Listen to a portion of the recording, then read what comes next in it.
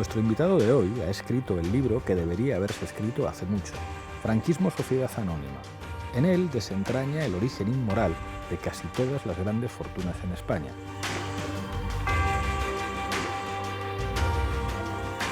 En otra vuelta de tuerca, Antonio Maestre.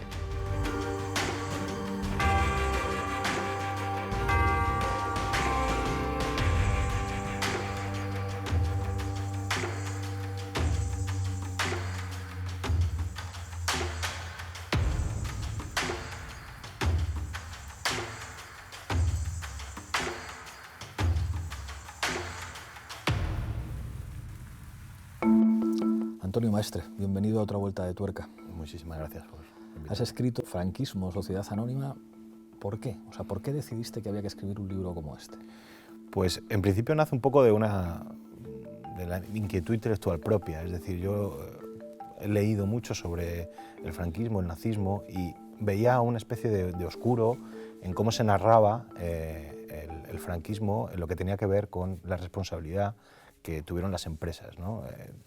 Con el nazismo ha habido mucha literatura que hablaba precisamente de cómo había empresas, la IG Farben, Hugo Boss, la Deutsche Bahn, muchas empresas que habían tenido responsabilidad durante el nazismo y que se había escrito sobre ellas y sobre responsabilidad. Pero siempre que miraba, ¿no?, o buscaba bibliografía sobre esa misma responsabilidad durante el franquismo, pues me encontraba bastante poco y sobre todo nada que fuese dirigido al gran público, ¿no?, para que la gente pudiese comprenderlo más allá del debate académico.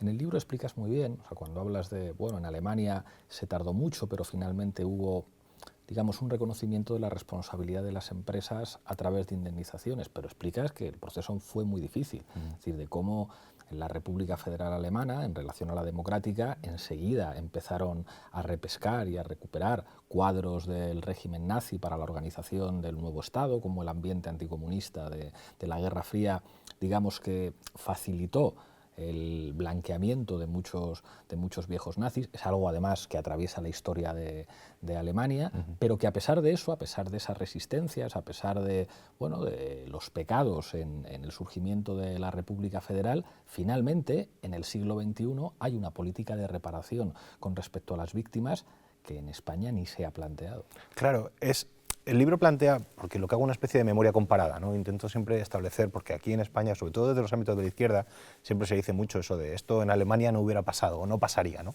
Y es una frase que incluso alguna vez seguramente habré utilizado yo, pero que no es cierta, ¿no? Porque durante muchísimo tiempo pasó lo mismo y a veces de manera más grave, ¿no? Lo que pasa que es cierto que, claro, que a 2020, pues hombre, el proceso de reparación está mucho más desarrollado que el que hemos sufrido. También es cierto que Adolf Hitler se suicidó en el 45, aquí el nuestro murió en el 75, son 30 años de diferencia, ¿no?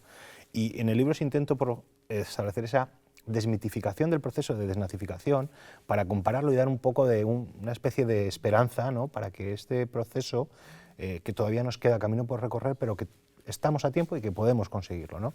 Porque bien es cierto que la República Federal Alemana sí, cuando los aliados entraron, ¿no?, pues es cierto que sí hubo una especie de reparación, le hicieron la reparación a Alemania. Pero eso duró 4 años. Todo lo que tuvo que ver con la desnazificación duró 4 años y los aliados, sobre todo Estados Unidos, se dio cuenta de que necesitaba a los nazis para poder enfrentarse al nuevo ogro, ¿no?, que era el ogro rojo que venía de la Unión Soviética. Y todos los nazis fueron reparados. Había hasta una anécdota, cuento, que se llamaba cómo utilizaban un costurero que se llamaba Fragebogen, que le llamaban Persil por un detergente que había, que era simplemente que rellenabas un cuestionario y decías que tú no habías tenido responsabilidad en nazis y dejabas de tenerla, ¿no? Y eso sirvió para que Hans Bloch, que fuese el número 2 del canciller Adenauer, que fue el que redactó las leyes de Nuremberg, o que Reinhard Gehlen fuera el que dirigió los servicios secretos de la República Federal Alemana, ¿no?, cuando había sido formaba parte de los Sturmführer en la Galicia ucraniana, ¿no? Es decir, tenemos tiempo todavía porque el proceso de reparación lo hemos empezado muy tarde, obviamente por la muerte de Franco en el 75, pero estamos a tiempo. Solo hay un dato que hace ver que estamos a tiempo, y es en el año 2000 fue cuando se instauró en Alemania la Fundación Memoria, Responsabilidad y Futuro, que es la que dictaba a las empresas que indemnizaran a las víctimas. En el año 2000, no, 55 años después de que Hitler muriera. Todavía no hemos llegado nosotros a ese punto, ¿no? O sea que hay camino que hacer y todavía estamos a tiempo. una cosa que me sorprendía mucho leyendo el libro es, digamos, la impunidad mediática absoluta de los grandes nombres de la empresa. O sea, yo creo que en España cualquiera que se aproxima al franquismo puede descubrir muy rápido los vínculos con la Iglesia Católica. Desde la perspectiva de la política es evidente, o sea, está normalizado decir, bueno, pues el Partido Popular lo fundan exministros de la dictadura. Las figuras políticas, las figuras religiosas, incluso en términos culturales, se habla de una cultura del franquismo, de un franquismo sociológico, pero los grandes apellidos, muchas veces con carné de la Falange, que siguen siendo, digamos, los jefes de las oligarquías económicas, siempre, digamos, que se han ido de rositas, ni siquiera se conoce públicamente su vinculación. Tú hablas incluso en el libro de apellidos catalanes muy relevantes y del ambiente del Liceu para hablar de vínculos estrechísimos con refugiados nazis en Cataluña en este caso. Claro, es que aquí en España lo que hubo en el año 39 hubo un cambio de guardia empresarial, es decir, los empresarios afines al régimen empezaron a hacer negocios, ¿no? Y en el 75, que supuestamente debería haber un mínimo cambio, ¿no? No ocurrió nada, siguieron los mismos apellidos operando. Lo que cuentas de esa oligarquía catalana, ¿no? que tenía esos vínculos con el nazismo, es que fue muy claro. Precisamente por eso hablo de esa memoria comparada con Alemania. Cuando la IG Farben, que era una empresa, una industria química que tenía una fábrica en el campo de concentración de Auschwitz-Monovice, que era una especie de subcampo de Auschwitz, para extraer buna, que era un derivado del carbón, donde murieron más de 7.000 judíos y prisioneros políticos comunistas, socialistas, etc. Esa empresa, que cuando acabó la Segunda Guerra Mundial fue declarada por el Consejo Aliado, por el Tratado de Bretton Woods, el programa Safe Haven, fue declarado demasiado corrupta como para ser recuperada, pues fue disuelta en toda Europa, menos en España. En España el 51% del accionariado pasó a ser propiedad de estos nombres de la oligarquía catalana, burgueses, pues los Milà, los Montseny, los Valls-Taverner, un montón de nombres de la oligarquía, y se reincorporaron a la vida pública los nazis que estaban en Alemania con total normalidad. Cuando se han empezado los procesos de reparación en Alemania, pues todos esos nombres alemanes de los nazis pues, han tenido que hacer un proceso de reconversión, ¿no? De reparación, de pérdida de disculpas, de asunción de responsabilidades. Esos mismos nombres en España, con la misma responsabilidad por el mismo enriquecimiento con el nazismo y con el campo de concentración de Auschwitz, en España no ha habido ni siquiera, no se ha hablado de ello. Yo hablo en el libro, pero solo ha habido una profesora de la universidad, que es Núria Puig Raposo, que hablaba de esa vinculación, en unos papers que tiene académicos, pero nadie ha hablado de ello, de esos nombres, y sobre todo, ahora que sí se habla de ello, no van a pedir perdón, no va a haber un proceso de reparación, un proceso de culpa, como sí lo ha habido en Alemania. Cuento una anécdota muy curiosa, y es que hubo un documental en Alemania en el que se hablaba de la responsabilidad de los Quandt, de los dueños de la BMW, precisamente en un campo de concentración, en Terhofen, creo, ¿no? Pues la familia, cuando salió ese documental, salió a pedir perdón. Salió a pedir perdón. Después de este libro hay muchos nombres, en la actualidad, que tienen su patrimonio y viene heredado de aquello. No esperemos que vayan a salir a pedir perdón, ni siquiera. Es que esto es muy llamativo. O sea, sí existe una historiografía que cuando habla de la guerra civil, habla de una guerra de clase, con un proyecto de las oligarquías frente al empuje democrático popular, pero es verdad que en la memoria visual, en los documentales que incluso desde la izquierda se ha hecho sobre la guerra civil, se pone el acento en los protagonistas políticos de la izquierda y la derecha, pero se habla poco del poder empresarial que estaba detrás del golpe del 36. Y tú sí hablas de eso en el libro. Claro, y además esos empresarios que fueron imprescindibles para que el golpe fuese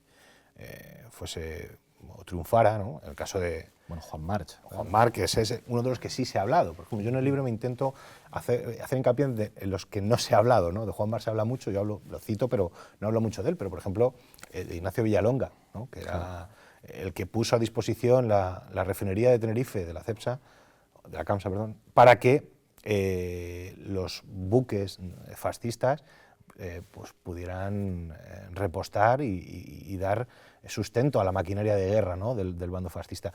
Curiosamente, Además, esto es una de las vinculaciones que hago mucho en el libro. Ignacio Villalonga, luego a través de su fundación, fue el que instauró todo el pensamiento liberal de la escuela austríaca aquí en España, ¿no? Es decir, cómo los fascistas se pasaron al liberalismo económico con una facilidad tremenda, ¿no? Pero todos esos nombres, Villalonga, como has dicho, Juan Marc, los Oriol son imprescindibles también, los Oriol, que además luego están siempre muy vinculados directamente a la corte del rey Juan Carlos y de Felipe VI, todos estos nombres, ¿no? Los Primo de Rivera también, Entre Canales, es decir, hay una multitud de nombres de la oligarquía empresarial que fueron uno de los pilares fundamentales para que el golpe triunfara, ¿no? Y siempre han quedado por debajo de la historiografía, como bien has dicho. Háblame de los caballistas negros. Sí, los caballistas negros de la burguesía andaluza. Esa es una de las historias que además está contada de manera novelada. Por ejemplo, Javier Reverte, en Banderas de nuestra tierra, tiene un libro maravilloso que habla de ello. También hay otros textos que hablan de esa historia, pero son los señoritos andaluces, familias como... quiero recordar, a veces como son tantos nombres, a veces los pierdo, ¿no? Pero los Entre Canales, los Pigman, Álvarez Pigman, y muchos nombres de la burguesía andaluza que se dedicaban a salir a cazar a republicanos a caballo. Le llamaban los caballistas negros de la burguesía porque precisamente salían con su caballo, eran picadores, había algunos que eran toreros, picadores, y salían a cazar republicanos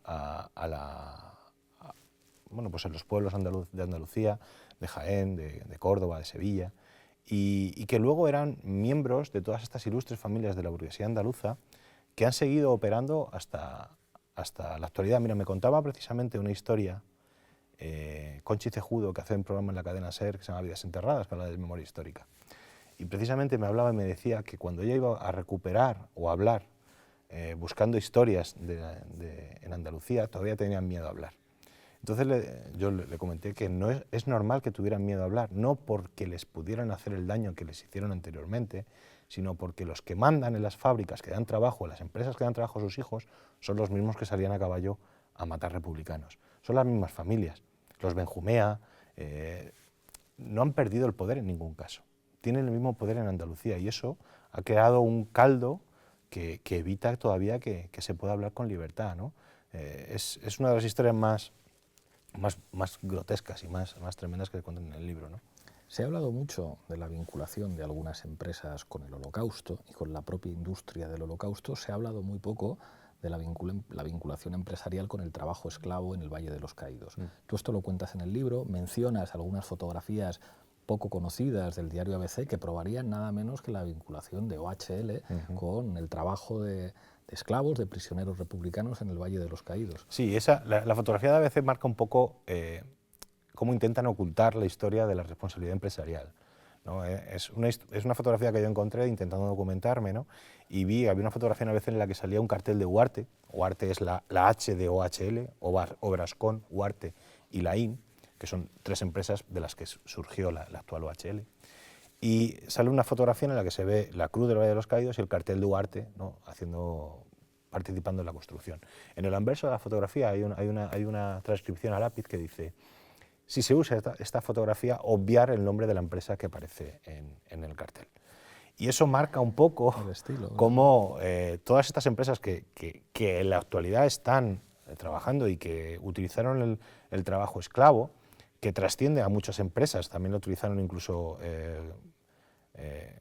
la Iglesia, ¿no? Por ejemplo, para la reconstrucción de las escuelas pías de San Antón, donde está ahora el Colegio de Arquitectos de Madrid, eso también fue reconstruido con trabajo esclavo.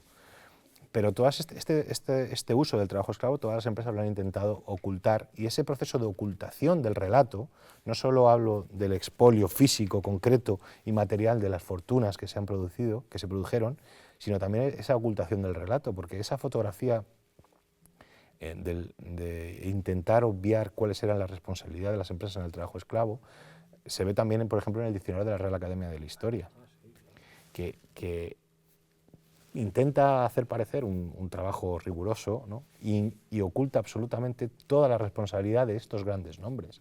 Cuento en el caso, por ejemplo, de un tipo, Venceslao Oliveros, que era uno de los presidentes de los tribunales de represión de la masonería y el comunismo, y en el diccionario de la Real Academia de la Historia no aparece esa responsabilidad. Y luego los patronos de ese diccionario pues son la Fundación Villarmir, la Fundación Santander, la Asociación de Hidalgos de España. Es decir, es que la historia que nos han contado, o por lo menos que ha trascendido más, que sí es verdad que hay trabajos que lo han intentado, pues intenta ocultar toda esta responsabilidad. En el libro se traza también una genealogía que vincula al IBEX 35, que es casi un significante de desarrollo y de modernidad en España, con las principales fortunas que se hacen al calor del franquismo.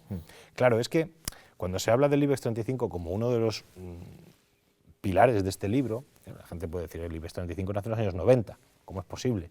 Claro, es que el IBEX 35 se conformó durante el franquismo por la construcción de ese capitalismo español que surgió durante el franquismo. Obviamente, Naturgy no existía durante el franquismo, pero sí existía Fuerzas Eléctricas del Noroeste, que era Fenosa. Y Fenosa acabó en Gas Natural Fenosa, y Gas Natural Fenosa acabó en Naturgy. Es decir, Naturgy no se puede concebir sin el poder que consiguieron labrar los empresarios de sus empresas que la construyeron, ¿no? El caso de Fuerzas Eléctricas del Noroeste, de Fenosa, del conde de Fenosa, que es Pedro Barrié de la Maza, es paradigmático, ¿no? Es decir, él consiguió empresas por el fusilamiento de un diputado republicano, por ejemplo, que era Pepe Miñones, que tenía una de las empresas más pujantes en el sector eléctrico en Galicia, ¿no? Y claro, como Pedro Barrié de la Maza tenía Fenosa, que era una empresa también eléctrica, y que bueno, pues no era tan importante como la que tenía Pepe Miñones, pues consiguieron, tanto él como Corney de Quiroga, pues que fuese represaliado, y se quedaron con la empresa. Claro, Naturgy ahora, pues hombre, es responsable, no es responsable de los hechos, pero sí tiene una responsabilidad moral, porque tiene unas empresas que han surgido a raíz de la represión, y eso de alguna manera hay que repararlo, de alguna manera. Yo no te sé decir en qué punto, ni en qué montante, ni de qué forma, pero de alguna manera hay que repararlo. Para empezar es clave contarlo. En el libro hablas también de la banca, y en particular de Botín. Sí, el caso de Emilio Botín es el típico nombre que obviamente él ya tenía, la familia de los Botín tenía ya fortuna desde el siglo XIX, es decir, no necesitó al franquismo para hacer su fortuna, pero es el típico nombre que aparece como, bueno, que se dan las circunstancias propicias durante el franquismo para hacer negocio de una manera prominente, ¿no? Los Botín, Emilio Botín, cuando padre del que conocemos todos, Emilio Botín de Sautuola, pues él, cuando estalló el golpe, pidió permiso a la República para irse a Suiza a poner a salvo su dinero. Se lo dieron y cuando puso a salvo su dinero volvió, pero al bando fascista. Y allí se quedó y hizo negocios con total normalidad, fue uno de los pilares fundamentales de la banca del régimen y es otro de los nombres que también intentaba instaurar la política liberal económica cuando habían sido posibles sus negocios únicamente con una autarquía económica y con una especie de, bueno, pues de un control absoluto de la economía solo para favorecerles a ellos, ¿no? Cuento en una entrevista que encontré en el País, al final, cuando acababa ya creo la transición, y que hablaba que él no tendría ningún problema en hacer negocios con la democracia, porque ahí se vería la valía y que no importarían en los apellidos, ¿no? Bueno, solo hay que ver lo que importan los apellidos cuando ellos han sido absolutamente todos los que a raíz de esa endogamia familiar han podido hacer negocio, ¿no? Otro apellido que tiene capítulo propio en el libro es Espinosa de los Monteros, Sí. que últimamente es muy conocido como uno de los principales dirigentes de Vox. Sí, porque yo intento trazar un hilo negro que nace en la guerra civil y que llega hasta nuestros días, ¿no? Y ese hilo negro tiene unas excrecencias económicas, culturales, sociales y también políticas, ¿no? En un principio no quería incluir yo a Vox en el libro, porque tenía miedo de que yo quería que el libro no perdiera vigencia, no perdiera con el paso del tiempo, sino que fuese un libro que se pudiera consultar durante mucho tiempo, ¿no? Entonces tenía miedo. Lo que pasa es que encontré bastante información a raíz de estas familias, de los que están ahora mismo en Vox, ¿no? De los Méndez Monasterio, de Espinosa de los Monteros, de Terch. Y el caso de Espinosa de los Monteros es paradigmático porque él, el hermano de su abuelo, el hermano de su bisabuelo, fue el responsable directo de la represión en Madrid cuando cayó la República. Él estaba a cargo de la columna de orden y policía del régimen cuando se entró en abril del 39. los campos de concentración que se crearon en Madrid, en los que se decía a los republicanos que no habían cometido ningún delito de sangre, que podían ir allí para expiar sus culpas y que luego serían liberados, esos campos de concentración que se instauraron en el campo de Vallecas o en Chamartín, estaban al cargo del familiar de Espinosa de los Monteros. Fue uno de los responsables directos de la represión.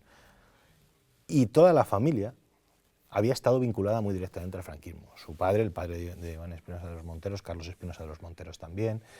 Todos los nombres, hay un montón de familiares que aparecen trufados, y que importaba mucho el nombre en el franquismo de los Espinosa de los Monteros para poder hacer negocios, para poder ser floreciente la economía. Y eso ha llegado a nuestros días, el caso de Espinosa de los Monteros, pero el caso de los Méndez Monasterio también, ¿no? Que son herederos, tanto Kiko Méndez Monasterio como Lourdes Méndez Monasterio, que es diputada del Congreso también de Vox, están relacionados con José Monasterio y Tuarte, que era uno de los generales también, junto con Espinosa de los Monteros, que fueron responsables directos del golpe. O sea que la relación de Vox con las familias de la oligarquía franquista, sobre todo militar, es muy directa.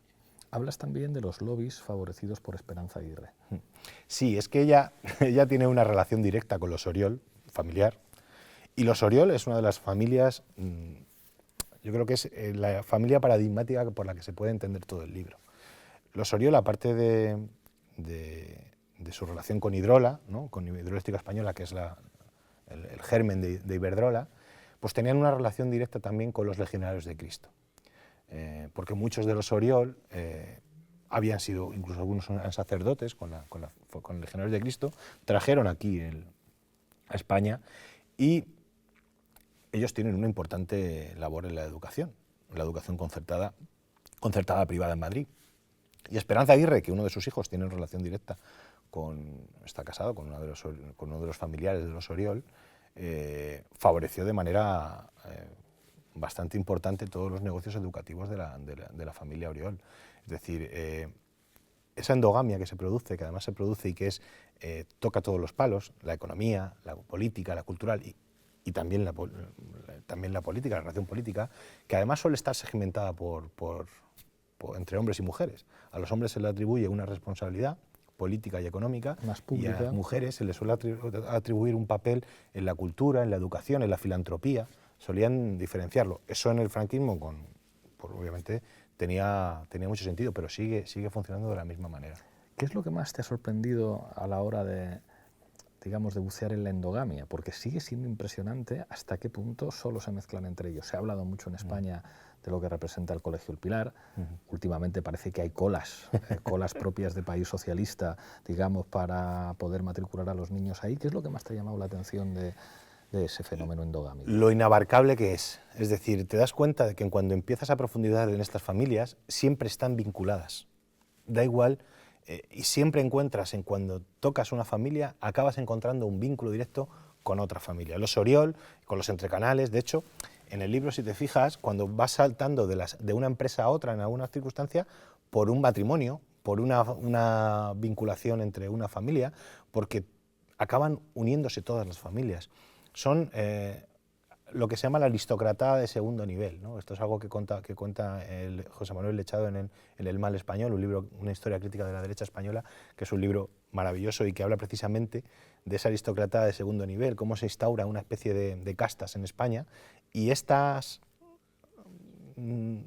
aristócratas, que en algunos casos son sobrevenidos porque gracias a un favor a Franco pues le dan un condado, pues acaban vinculando y acaban haciendo una especie de casa real de segundo nivel, y se vinculan de manera, es una red, tejen una red para evitar dejar espacio a otros actores. Es decir, ellos lo que buscan es que entre sus mismas familias se repartan todo el poder. Lo decía Félix Millet en un libro, El Esperit catalán, y decían, en el fondo somos 400 familias y nos conocemos todos. Utilizan prácticamente los matrimonios y las vinculaciones como se utilizaban en el medievo, por matrimonios de conveniencia, para vincular el poder. También es cierto que puede ser porque existe esa red y solo se conocen entre ellos y solo tejen relaciones entre ellos, no tienen en ningún tipo de relación con otros ámbitos. Otro apellido ilustre en tu libro es Villarmir. Sí, claro, Juan Miguel Villarmir, primero por su relación directa con OHL, y luego por la relación directa de algunos de sus familiares con la Casa Real, ¿no? Es decir, aparece también, como bien he dicho, como patrono del Diccionario de la Real Academia de Historia, de la Fundación Miguel Villarmir, ¿no? Pero claro, Villarmir forma parte de esos agentes grises que había durante el franquismo, que estando en posiciones de segundo nivel político, pudieron crear su fortuna para luego poder vivir con total calma durante la transición, durante la democracia, y vincular esa red de relaciones, ¿no? Conseguir esa red de relaciones. Cuento, por ejemplo, hay una anécdota que cuento de Rafael Chirves, que en la Gran Marcha, en la Caída de Madrid, perdón, en el libro de la Caída de Madrid, que habla de cómo se tejían esas relaciones, ¿no? Que habla de un padre y un hijo, y cuando la Caída de Madrid habla del momento del paso de la democracia y la transición, y ahí Chirves habla entre ese padre y ese hijo, que le dice el padre al hijo, le dice que tiene que abrir su abanico de relaciones, porque ahora han cambiado las cosas y tiene que dejar la empresa e intentar buscar otros actores para hacer negocios, ¿no? Y el hijo le dice que él no, que él lo único que sabe es de dinero, de empresas, y que se han vuelto locos, ¿no? Y el padre le dice, pero tú es que te crees que lo que nosotros tenemos es gracias a la libre empresa. Lo que nosotros tenemos es porque un procurador nos ha dado un negocio en el ministerio, y Juan Miguel Villarmir era uno de esos. Era uno de estos que trabajaba en direcciones generales, en posiciones de segundo nivel, pero que le servían para hacer negocios de manera brutal, ¿no? Y establecer esas relaciones. Y aparte de ser el dueño de una de las grandes constructoras que se enriqueció con trabajo esclavo y que ha seguido trabajando con total normalidad y ha seguido operando en la actualidad como operaba. Porque estando vinculado a los papeles del Partido Popular, a la caja B del Partido Popular, operaba de la misma manera. Se ha creado una cultura empresarial y económica en España que surge del franquismo, en la que la corrupción era la normalidad para operar, y ha seguido operando de la misma manera durante la democracia. Antes de pasar a la rueda de reconocimiento, te pregunto por un apellido, con una relación divertida también con el diccionario de la Academia de Historia, Cañero. Claro, es que estos nombres, lo que hablamos de la burguesía andaluza, son pequeños nombres que son los que tejían estas grandes historias, estas grandes relaciones durante el franquismo.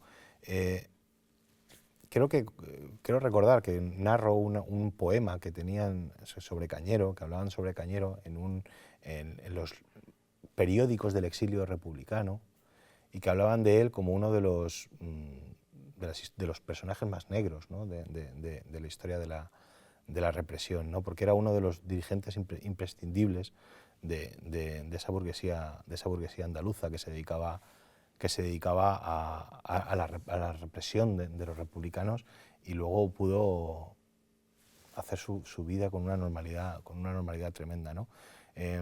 Hay muchos nombres que se ven en el libro que son los que tejen el segundo nivel de esas responsabilidades y de esas relaciones. Muchos responsables de esa represión y de la represión física que llevó a cabo luego la represión económica, y que sin ellos, ¿no? Sin estos segundos nombres, o estos nombres de más bajo nivel, no hubiese podido subsistir el franquismo. Hay un momento en el libro, cuando se habla de la responsabilidad que pueden tener estos personajes, que cito el Consejo Aliado en el año 46, que estableció un baremo de la responsabilidad económica y de la responsabilidad... Sí, en 4 grados. Sí, ¿no? En 4 grados, ¿no? Eran 4 nombres en alemán, que ahora no voy a repetir para no dar el espectáculo, pero que hablaba de la responsabilidad mayor, responsabilidad menor, una responsabilidad y ninguna responsabilidad, que simplemente pasaba de haber tenido una importante responsabilidad de represión hasta tener el carnet del partido nazi. Pues el problema es que sin esos 4 niveles, el régimen se habría desmoronado. Y todos esos nombres son imprescindibles para que el régimen hubiese funcionado. Desde el que tiene una máxima responsabilidad, como Pedro Barrié de la Maza, con la represión directa y el enriquecimiento, hasta muchos otros nombres, como Cañero, que tenían una responsabilidad más física, o otros que simplemente se habían aprovechado del régimen para hacer negocios, pero todos fueron responsables de que el régimen perviviera. Vamos a la rueda de reconocimiento. Yo dejo sobre la mesa algunos nombres propios y en 3 o 4 frases los describes. Juan March. Juan March le relacionó como si no acabamos con él acabará con la República. Isidro Fainé. Isidro Fainé es el conseguidor de todos los partidos, desde el Partido Popular a CiU. Emilio Botín. Emilio Botín, pues el gran nombre de la banca española. Rodrigo Rato. Es un corrupto que aprendió de su padre. Juan Roch.